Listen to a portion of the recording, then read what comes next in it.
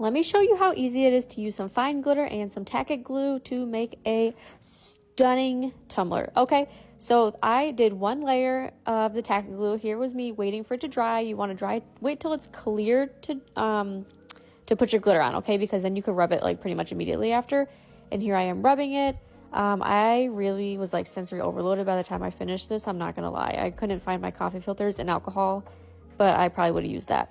And here is coat 1. If I knew I was gonna do a Tack method tonight, I would have painted the base, but I didn't. I tried to just like did it on the fly, and that's fine.